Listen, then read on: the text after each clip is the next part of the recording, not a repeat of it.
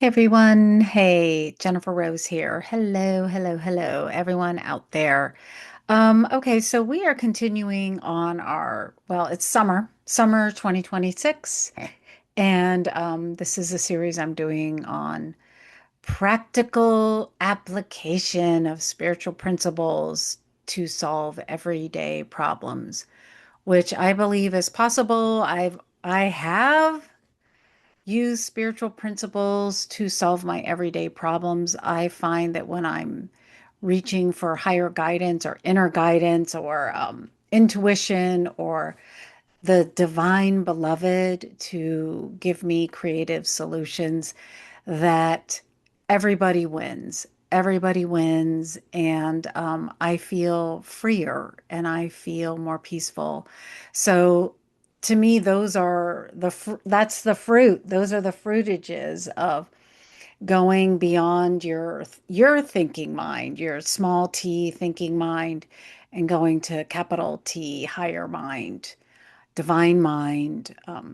I call it Holy Spirit. You could call it angels. You could call it Jesus. You could call it intuition, your gut feeling, whatever you want to call it. I have found through my years of practice and study that when I'm going to that source beyond my small t thinking mind, that the solutions and the answers bring me peace. Now, I wanted to hit on or touch on small t thinking mind is often the personality identified mind, the fearful mind, the anxious mind, the drug addicted mind, the depressed mind. Did I say fearful? The fearful mind, the guilty mind. So that's why when we're working within the system of small t mind, solutions you could have an answer to a problem. You could have a solution to a problem, but it's almost like you're always second guessing it, or you're almost like turning it over around and around and around in your mind, which just causes more fear, more anxiety, more guilt, because as I have said before, thinking only creates more thinking. So the idea is spiritual principles invites us to be willing to have a different type of solution, to see things in a completely different way, to invite the force of love into the situation, the problem, the person, the place, the thing, to invite in that divine perspective. And with that openness, then we can receive that higher divine creative solution. So let's get into it today. I have just, I've got a pile over here of questions that got a pile. If you want to write a letter in, just keep it short, a paragraph or two. You can email me at my email address, which I have in the description below this video. Oh, and also help me help you. Help me to help you and subscribe to the YouTube channel or however else you want to work the algorithm. I don't know how it works, but I've heard that. I've heard that. So let's just carry on. We've got a couple to go for today, and I'm just going to get into it. So this one is from Worried and Worn Out, and she says, Dear Juicy Crone." That's the nickname that some people have for me, the Juicy Crone. Okay, this is Worried and Worn Out, who is caring for her elderly mother. I am an only child in my 40s, and I'm at my wit's end trying to care for my 74-year-old mother. She lives alone and insists she's just fine, but I can see she's slipping physically, mentally, and emotionally. She has high blood pressure, diabetes, and serious arthritis, but she won't stay on her medication. She hasn't been to a primary care doctor in over 5 years. She flat out refuses cancer screenings or even basic lab work. Lately, I've noticed what could be signs of early dementia. Getting lost on familiar roads, forgetting appointments, struggling to follow conversations. I finally got her to go to see a neurologist last fall, and they recommended a brain scan and further testing. She never followed through. Now she's barely leaving the house and won't let me bring any outside help in. I've tried small changes to keep her safe, grab bars in the bathroom, meal deliveries, even offering to go to the doctor appointments. Every single time she shuts me down with "don't start" or "I'm not an invalid." She's isolating more and her mobility is getting worse. I'm scared she's going to fall or end up in the ER with something that could have been managed earlier. How do I respect her independence while also not sitting back and watching her decline? Signed, worried, and worn out. Yeah, it's like how do I respect her independence and honor her as a human being in this phase of her life? And also, she says, and not sit back and watch her decline. Listen, sister, I really feel you. I've got an 84-year-old mother, and we've really been through it all. I think I think any parent-child relationship, let's just right off the bat, can be complicated. I know that my mother-daughter relationship is complicated. If I had to sum up the relationship in a couple words, it would be it's complicated. It's complicated. There's a wide variety of emotions. And not only are you having your emotions, your elderly parent is having their emotions too. They're having their full, whole experience of aging, of the body changing. We've talked about the body, how it changes. So right off the bat, I think the most troublesome, problematic emotion is this feeling of guilt. And I think it's inherent in our society and our culture, this belief that we have to take care of people. We do have to take care of people, but if someone doesn't want to be taken care of, we can't force them to be taken care of. So, the first idea that I would offer to you is to really get clear on any underlying guilt that you might have with caring or not caring for your mother. I get it. Like I said, it's complicated and you might have to seek help for that. Like, I don't know what kind of relationship you've had with your mother, how she's treated you, or how you've been with her, how she's been with you.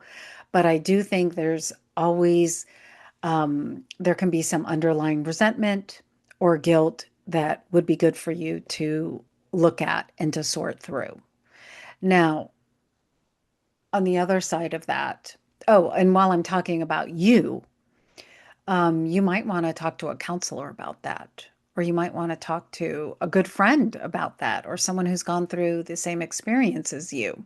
You're not the only one, trust me. There's lots of caregivers out there, sorting out this, how do I respect them, yet how do I keep them safe? So now on her part, this might be kind of hard.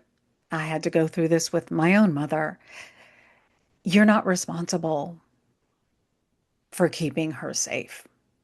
You are not responsible for forcing her or convincing her that she needs certain treatment or doctor's attention. It's not your job. It's not your job. Now, I do know that the mind, anxious mind, thinking mind, we just talked about that, is going to attack you and say, but what if she goes to the hospital and dies? Everyone's going to think I was a poor daughter. I'm a neglectful person.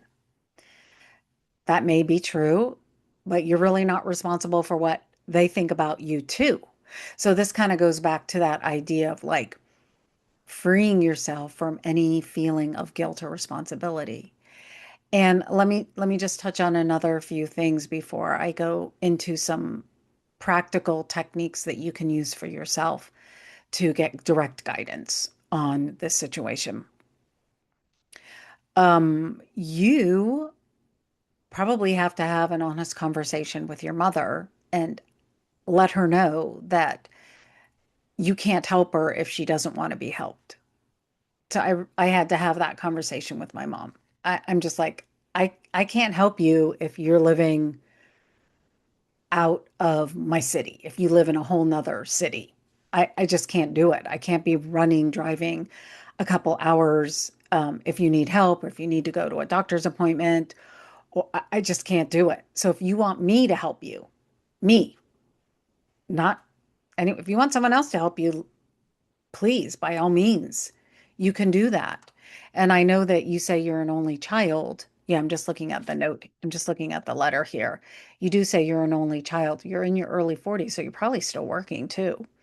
But you're not the only show in town. There's lots of resources. So back to that honest conversation. If she wants you, my friend, worried and worn out, she wants you to help her, there's some things that she has to do so that you can help her. Now, if she doesn't want you to help her, that's like a whole nother conversation. It's a whole nother conversation that you're going to have with her. And whatever the answer is, if she still is with I'm just looking at the letter, with the attitude of don't start, I'm not an invalid, I don't need anything, then you have to really accept her answer. You have to accept that she's made a choice, she's made a decision. Um, there really comes a moment where you just have to release them. You just have to let them. You just have to let go and give them to what I say. This is what I say. You don't have to say it. I like the words. It feels good to me. We're all in the hands of God. We're all in the hands of divine love. No one's born by mistake, nor will anyone die by mistake.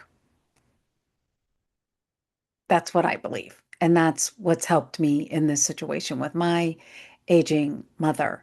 And then also, as you start to get clarity and have some conversations and really feel what's motivating you? Is it your guilt? Is there a feeling of responsibility? And you can start to ask yourself, what's mine to do? It really might not be yours to do. So this is a higher, like, calling question. This is a question that's between you and God, between you and your higher power, to ask quietly, what's mine to do here? I don't know. I don't know what's mine to do. I'm confused. I can't think straight about this. I'm very worried. I'm concerned. And in that worry and concern, I can't get really clear guidance. So the idea would be to get calm, quiet, give yourself a break for a day or two. And after you give yourself a break for a day or two, ask divine love, the divine beloved, your higher power, your higher mind, whatever you want to call it. I call it Holy Spirit. Sometimes it's Jesus. Just ask, what's mine to do? And then we wait for an answer. And that answer it comes in a lot of different ways. Usually it's for me, I can only speak for me, but often it's very quiet and in a few words. Or someone will come and help, and that'll be the answer. So let me see if I can recap. First of all, um, it's complicated. Guilt is kind of inherent. You're not responsible. Everyone has a life plan, which you're not responsible for either. We all are going to be born and we all are going to be dead of the body at some point in this body's life. We're not the body. We're not the body. And then you can have an honest conversation with your mother. Do you want my help? If she doesn't want it, There's really nothing you can do about it. Oh, yeah. And then, of course, seek help for yourself. Seek help for yourself. And you have to let her do what she wants to do. I'm sorry. We really don't have a lot of control in these situations. And who knows what could happen? Anything could happen. Anything could happen when Holy Spirit's working this situation out. Anything's possible. And also, Holy Spirit can use anything. I, for all I know, she might go to the ER, and this actually happened to my mother. She went to the ER and she could have died, but she didn't. And she decided from that experience that she wasn't ready to go. So she wanted to have some help for the body. She wanted to have help and she wanted to work things out and she wanted to, you know, go to the ER if she needed to, or get medication if she needed to, or get her doctor's visits if she needed to. She made a decision. And then slowly we learned how to work it out. We learned how to work it out. And I do have another sibling that can help me. And also I have my mate that can help me, and she has some grandkids. So, but I'm often asking myself and checking in with myself, what is mine to do? Because sure, I can do it all. We all can do it all, but is it mine to do? Is it really mine to do? So, my friend, I hope that helps. And I really do want to say thank you for writing in. I know it's not easy. I really know it's not easy. And I know it's not easy to admit that, it's hard. It's not cut and dry. It's hard. So thanks for having the bravery and the courage and the vulnerability to ask the question. So hope it helps. Okay, so we're going to do one more. It might be a little quicker. It's a little bit of drama. I like this one because got a little bit of juice to it. Um, if I get too much in the story or have my own opinions rather than this higher mind, we'll just see how it goes. Okay, so this one is from Not Over It Yet. Not over it yet. My late husband, so her husband has passed away. My late husband and I were married 38 years when we finally went to marriage counseling. I found out then that he had slept with my sister early on in our marriage. Whew, whew. It's just, boy, when I read that, I'm just like, oof. I had suspected he had also had an affair with his uncle's wife. They were very close to her in age. Ugh, dang.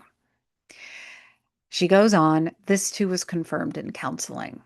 Thank the Lord y'all got to go to counseling. I bet you were feeling like you were a crazy person living with that and not knowing if what you were feeling was true or not. My sister was recently home because of our mom's health, and it was a struggle to be in the same hospital room with her. Mm. As far as the other gal, so that's the uncle's wife, there are a few occasional family get-togethers, which I avoid because of her. I need help. How do I deal with this after all these years? Dang, girl, not over it yet. Yeah. Well, I got to tell you, I'm glad you guys were in counseling. I know your husband's passed away now. I don't know how long he's been passed away, but I'm glad you were in counseling. And I hope that you are continuing to seek help because I can imagine living with a person, your mate, for 38 years. The mate is holding these deep, dark secrets. You cannot help but to be affected by that. Secrets are no fun. They could really hurt someone. Yeah, you. And even if you had children, and now, even beyond, he's passed on, but even beyond his passing, you're still having the effects of this as you try to relate or even be in the same room with your sister or this this woman who was your uncle's wife, this other gal, as you call her. Um, yeah. So glad you're in counseling. Now, I got to tell you, I know that living with secrets can really F your mind up, can really F with you because somehow there's like an internal feeling like you know something's wrong, like you know it, but you can't put your finger on it. Like, what's going on? So it's like you start to question yourself. You start to really doubt, is what I'm feeling true? Is it right? And if you didn't learn about this 38 years later, I can imagine that you've really, really, really have doubted yourself. So, congratulations on having the truth revealed to you. And you get to do all this unwinding of not trusting yourself, and you get to move into the practice of learning how to trust yourself, how to trust your emotions, how to trust what you feel, how to trust your internal guidance, your intuition. So that takes practice. That takes practice. And that takes a lot of willingness to really move inside yourself and to ask for your guidance, your intuition. It's in you. It's in you because you knew it before. You knew something was up. You just couldn't get it confirmed by someone who you were living with who was more devoted to their secrets than to their relationship with you. So that person had their own guilt, their own shame, and now you get to unwind all of that and learn how to trust yourself again. I did want to talk about not the other person's shame, not the late husband's shame, but your own shame of feeling deeply betrayed, of feeling deeply like a fool for staying with this man. And in the meantime, I'm sure your imagination is like, I have no idea who knew about this. And here I am, like a fool, and no one knew about it. Can you tell I've had my own experiences, other experiences, um, kind of like this, and also not kind of like this, like where I've been betrayed, where I knew something was wrong, but I kind of stuck around and I felt so shameful afterwards. Um, I love the idea of just like honest conversation. Could be a text message, could be an email. Hey, sis, I learned what happened when I was married to my husband. I learned what happened, what you did with my husband. And I just wanted to let you know that it hurt me deeply. And whatever else you want to say, whatever else, that would be something, whatever you wanted to say to her, we could work on that privately. Um, that would be more of like a personal, private session where we could work on what you'd like to say to her. Um, because this is a YouTube video, I'm kind of just like talking generally, but just to admit to her that it's out in the open. Like it's out in the open. I'm not ashamed. I'm not keeping it a secret anymore. I think that's what I'm trying to say is when we keep it a secret ourselves, when we continue on with the secrecy, then we stay in the shame. And the same with the other gal. You might want to say to the other gal, same idea. Hey, I found out what happened. I know what happened, and I just wanted to get out in the open. Again, if you wanted help with the wording of that, that would be more like a private session that we could have to help you work on that. However, the idea is just to get it out in the open. And then if you're avoiding like family get-togethers, you could let people know. I might even tell the biggest blabbermouth of the family, hey, guess what? This is what I found out. That's why I'm avoiding these people. That way they can spread the news and you don't have to go to every aunt, uncle, and cousin and let them know what had happened in your marriage and what transpired. So let me see if there's anything. So, I just take a moment to check in with my own guidance to see if there's anything else. Yes, there is something else. So the idea is to free yourself. So all of these spiritual paths, the ultimate goal, the ultimate, I want to call it a promise, the ultimate goal that we're going for is liberation. Liberation. And when you accept your own innocence as a divine creation of God, as a divine creation of love, when you know that you are innocent and pure, then you are liberated. You are liberated from this mess. So it's a little more complicated. There might be some other pieces that might work for you, but I'm glad you're seeing a counselor. And I love the idea of you just like exposing everything, just being as honest and open. And then I really like the idea of talking to the blabbermouth of the family so they can spread the news, so they know why you might be missing in action or avoiding, or it might be complicated, which is fine. Being uncomfortable it's okay. You don't have to fix it for them.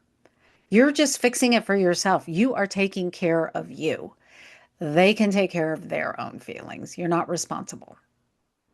All right, my friends, that is it for now. I can't tell if it was a short one or a long one. Again, just help you by subscribing to the channel. You can also email me. I have my email down below, and keep it short, keep it sweet. If you are interested in a private session, put that in the email too, and then I'll send you all that information. Okay, friends, until next time.